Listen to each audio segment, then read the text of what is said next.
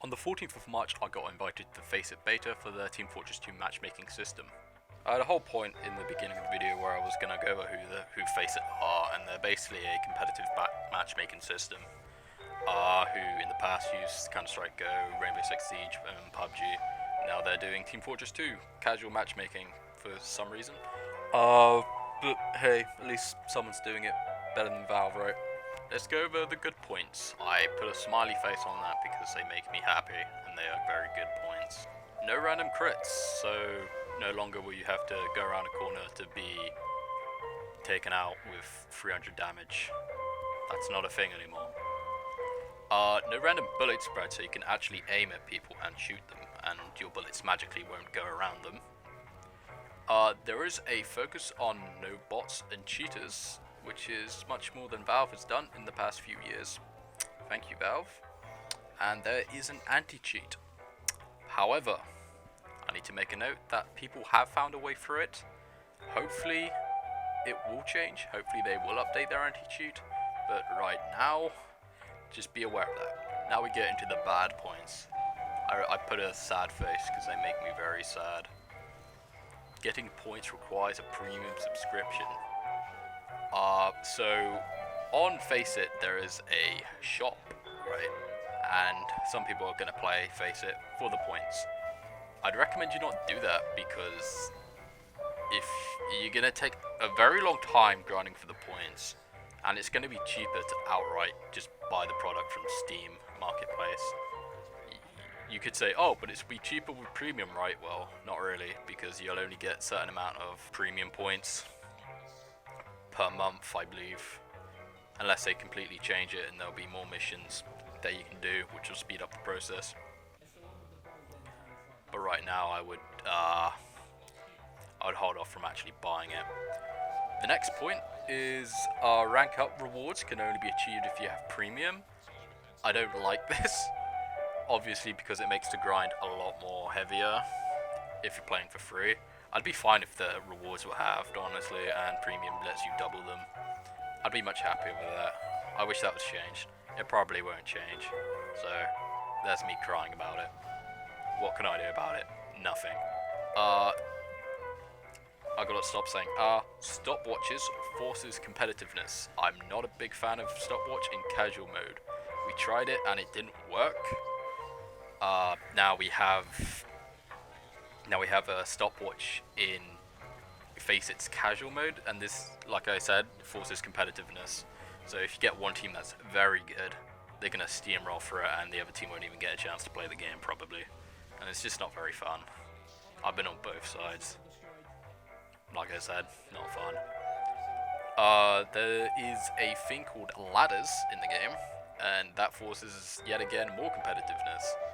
So if you have people that are very, very good at the game, and we've had people that are very, very good at the game, they're going to get first place a lot quicker. They're going to get first place faster, and they're going to get all the good rewards. The next point is that there are no other server regions. Currently for the EU, we have the Netherlands. In the US, I think it's East Coast, could be West Coast. I could be a retard.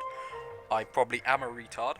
I like how I wrote in the brackets as well that I don't like Russians, and that's very true. I think the point I was trying to make is in EU we have a lot more languages, so if you speak French, if you speak German, you're shit out of luck. You're probably going to be put up with English people. I'm sorry. So now we go on to the middle points. Points I'm kind of not really in favor for or against. There is a leaving penalty, which puts you on cooldown if you leave in if you leave and you don't rejoin in 5 minutes. Some people have left when they get pub stomped and say, "Oh, you got 3 minutes left, guys. We can leave now," and then everybody just leaves. Thank you. I'm not really in favor or against leaving penalty because I'm kind of in the favor that you should play a game to the end. On the other hand, I mean, it's casual. People should be able to leave whenever they want. The next point is the current map selection. When I first played it, we had Two Fort, High Tower, and Turbine. I never played on Two Fort because nobody wanted to play on Two Fort. I had 2 games on High Tower, they were awful, and the Turbine footage you're seeing right now is the only game of Turbine I ever played, and it lasted 6 minutes. Yeah. Now, with the current map pool, we got a whole bunch of payload. I'd argue it's too much payload. I am a huge fan of payload, but like I said, we have too much payload now. I just want more variety, maybe a bit more 5 CP. Maybe even Koth, throw another Koth map. All we got is like Viaduct to work with.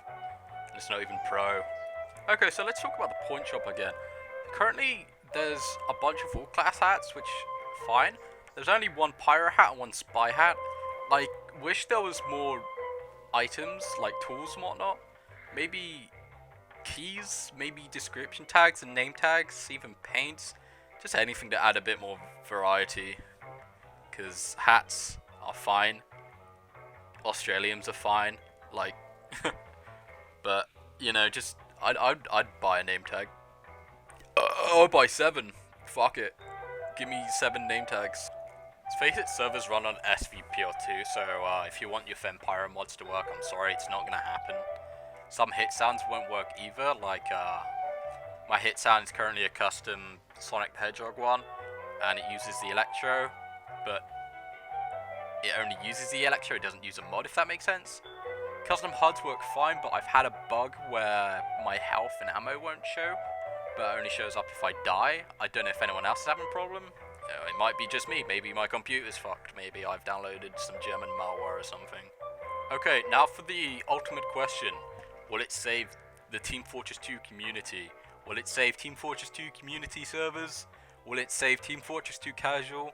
Will Valve finally come out of their shed and say, whoa, Team Fortress 2, that's relevant in the current year of 2021? And the answer is honestly no. I don't think it will, and I'm going to explain why. Like, Team Fortress 2 was born in a completely different era of PC gaming, right? And that era was the community server era, back when you had, like, different people playing for different reasons. You had people that like playing, like, 24/7, right? You had people that loved just playing different payload maps. Like, Team Fortress 2 matchmaking, well, I think the problem with matchmaking in general here is that matchmaking's kind of shit. Like, you have so many different people playing for many different reasons, right? And you just clump them all into one, which is why it's not gonna work. Maybe FaceIt does really well. Maybe people will say, this is how I'm gonna play Team Fortress 2 now. And you know what? That's fine. I'd probably, you know, I think I will play FaceIt TF2 if it works well.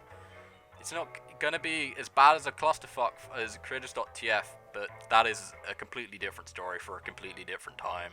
So yeah, that's my opinions on FaceIt. It's much different to the videos that I usually make. The wacky funny Roblox ones that get like 10 views. Yeah, it's very different. Maybe I will make more Team Fortress 2 epic videos. Maybe I'll be a TF2 and only make TF2 content for the rest of my life. And everyone just claps and says, well done. You're a complete fucking failure. And I say, yeah. Yeah, I am.